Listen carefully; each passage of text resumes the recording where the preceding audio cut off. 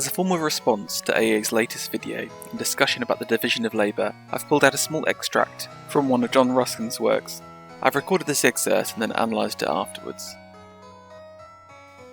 We have much studied and much perfected of late the great civilised invention of the division of labour, only we give it a false name. It is not, truly speaking, the labour that is divided, but the men, divided into mere segments of men, broken into small fragments and crumbs of life, so that all the little piece of intelligence that is left in a man is not enough to make a pin, or a nail, but exhausts itself in making the point of a pin, or the head of a nail. Now, it is a good and desirable thing, truly, to make many pins in a day, but if we could only see with what crystal sand their points were polished, sand of human soul, much to be magnified before it can be discerned for what it is, we should think that there might be some loss in it also. And the great cry that rises from all our manufacturing cities, louder than their furnace blast, is all in very deed for this, that we manufacture everything there except men. We blanch cotton and strengthen steel and refine sugar and shape pottery, but to brighten, to strengthen, to refine, or to form a single living spirit never enters in our estimates of advantages. And all the evil to which that cry is urging our myriads can be met only in one way, not by teaching nor preaching, for to teach them is but to show them their misery, and to preach to them, if we do nothing more than preach, is to mock at it. It can only be met by a right understanding, on the part of all classes, of what kinds of labour are good for men, raising them and making them happy, by a determined sacrifice of such convenience or beauty or cheapness as is to be got only by the degradation of the workman, and by equally determined demand for the products and results of healthy and ennobling labour.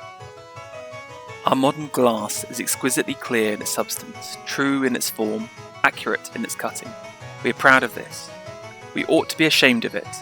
The old Venetian glass was muddy, inaccurate in all its forms, and clumsily cut, if at all.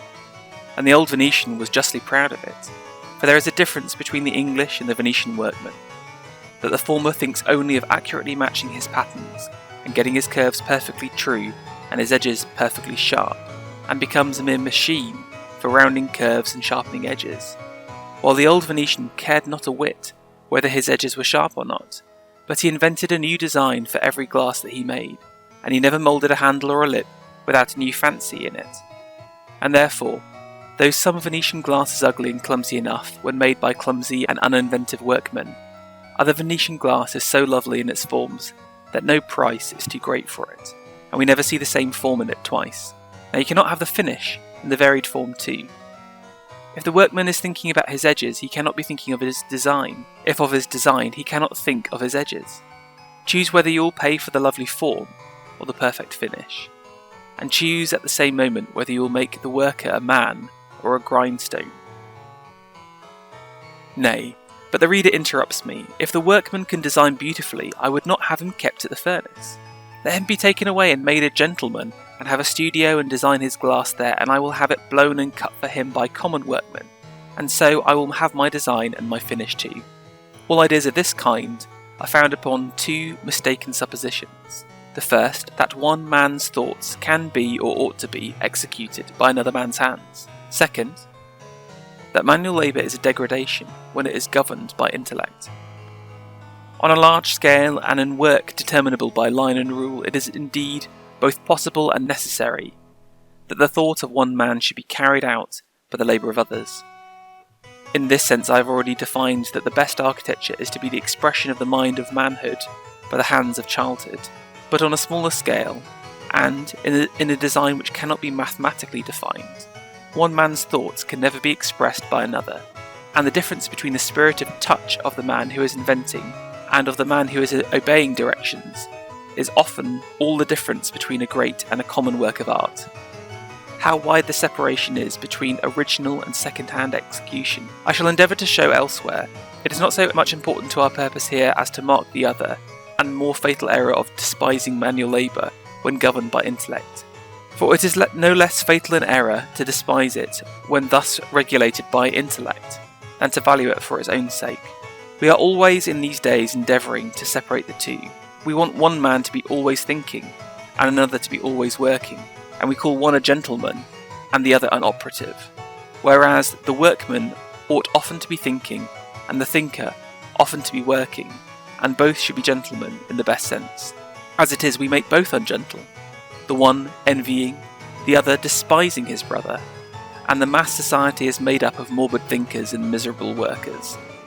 Now it is only by labour that thought can be made healthy, and only by thought that labour can be made happy, and the two cannot be separated with impunity. It would be well if all of us were good handicraftsmen in some kind, and the dishonour of manual labour done away with altogether, so that there should be a trenchant distinction of race between nobles and commoners. There should not, among the latter, be a trenchant distinction of employment, as between idle and working men. And yet more, in each several profession, no master should be too proud to do its hardest work. The painter should grind his own colours, the architect work in the mason's yard with his men, the master manufacturer be himself a more skilful operation than any man in his mills, and the distinction between one man and another be only in experience and skill, and the authority and wealth which these must naturally and justly obtain.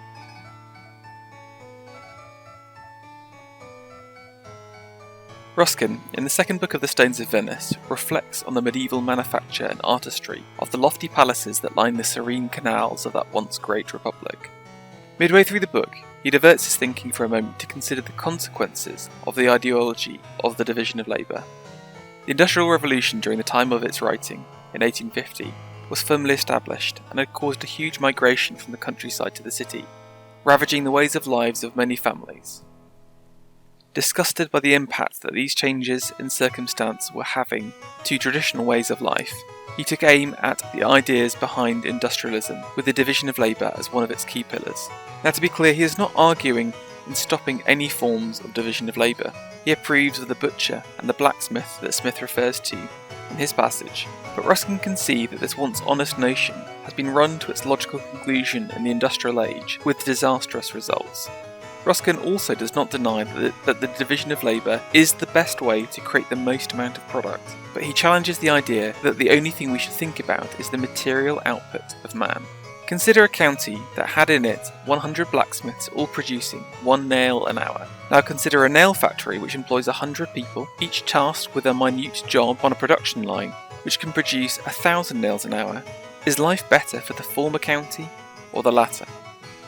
Certainly the material output is substantially stronger with the factory, but Ruskin believes that while material output is up, we never consider the effect that this work is having on the man. To brighten, to strengthen, to refine, or to form a single living spirit never enters into our estimate of advantages. The division of labour is a seemingly harmless and common sense idea, but once unfettered can do nothing but one thing: to break men down into, quote, crumbs of life, men who no longer have a meaningful place in society or any useful knowledge. This warning has run true as we look to the north of England during the collapse of manufacturing in England. Men who had spent their lives employed in a factory, when fired, all went on the dole, depressed and unemployable, only having the knowledge to make, as Ruskin puts it, the point of a pin. If we compare this to the 1381 John Smith, if there was a collapse in his business for a year, when the market picked up again later, he would once again be able to support himself. The division of labour, while providing material benefit in the short term, has made society brittle. He also asks another question. Firstly, is the only value that labour offers is of material nature? That is, are there only physical consequences to labour? And secondly, is all labour the same? Is the work of an accountant just as hard and rewarding as a tree surgeon? Ruskin, pulling from biblical understandings of labour, states that it has an important intrinsic spiritual value and argues that labour is both a physical, mental and spiritual activity, and it varies wildly from profession to profession. Think back to our example above. Is the labour of a blacksmith more rewarding than the industrial nail-head operator? Ruskin's answer is clear. Evil can be met only by a right understanding on the part of all classes of what kinds of labour are good for men, raising them and making them happy. Labour in his view is not all the same. There is good labour and bad. Some labour raises men and it whittles others. Now, it is only by labour that thoughts can be made healthy, and only by thought that labour can be made happy, and the two cannot be separated with impunity. The division of labour cares not for what a man does, so long as productivity is improved. Ruskin says there is a cost to this, and we have made people worse because of it. Another consequence of the division of labour is in its inevitable focus on the perfection of finish. Rather than having a rough finish which contains more beauty, the manufactured good matches all the lines and curves of its specific design, but is ultimately soulless. Imagine the creation of a cut glass tumbler. In the production line sits the cutter.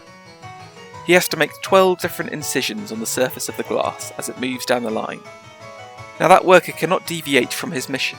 He must make 12 cuts in 12 specific places, no more, no less, no better, no worse. The consequence of this is that he simply becomes a machine focusing on carrying out his orders to perfection. Choose whether you will pay for the lovely form or the perfect finish, and choose at the same moment whether you will make the worker a man or a grindstone. He makes a double point here. All of this discussion is decided on choice and the value that a consumer has. He realises that the best way to cure this ill is not from the state, but by changing the consumer and the manufacturing owner. A consumer that is a pure materialist is a man who only wants the best product for his money. But a consumer who values form, that is transcendental beauty, is a man that will choose against the division of labour. But this choice against the division of labour has a sacrifice involved. Quote, by a determined sacrifice of such convenience or beauty or cheapness as is to be got only by the degradation of the workman. Here he is saying that the choice to go against the division of labour will make things less convenient, cheap, and maybe even less beautiful. But these three factors have been bought at a cost: the degradation of the workman. Next, we must consider the consequence of the separation of the idea from the production. Ruskin claims that in work determinable by line and rule, this separation is possible and actively encouraged, but in all others, something is lost in this separation process. How can a man fully transfer what he was meaning to create if not executing it himself? The item that is produced by the division of labour will always miss the true mark of its maker, and will hold some other surrogate instead. This separation in turn makes both the brain and the body hate itself. We are always, in these days, endeavouring to separate the two. We want one man to always be thinking, and another to always be working, and we call one a gentleman, and another an operative, whereas the workman ought to be thinking, and the thinker often to be working, and both should be gentlemen in the best sense. As it is, we make both ungentle, the one envying, the other despising his brother. And the mass of society is made up of morbid thinkers and miserable workers. Finally, there is one passing comment at the end of these notes that is also interesting. The painter should grind his own colours, the architect work in the mason's yard with his men. The master manufacturer be himself a more skilful operator than any man in his mills, and the distinction between one man and another be only in experience and skill, and the authority and wealth that these must naturally and justly obtain. The true consequence of a society captivated by the division of labour is the creation of the managerial elite. In Ruskin's mind, the master manufacturer must be better at the work than all the people he employs.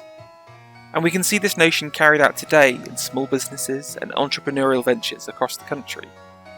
The head of a hair salon is the best hairdresser, the owner of the butcher knows the most about meat. But this is not the case in the large corporates captured by the managerial elite. Here we have a class of interchangeable brains. They do not need to know anything about the business or sector they work in. They are simply moved from one large business to another. To summarise Ruskin's points, the division of labour neglects the non-material value of labour. The division of labour makes us intellectually brittle. The division of labour creates the mass man The division of labour creates the managerial elite. I look forward to hearing the response to Ruskin's position. Please comment your thoughts below. We might see some more discussion about this.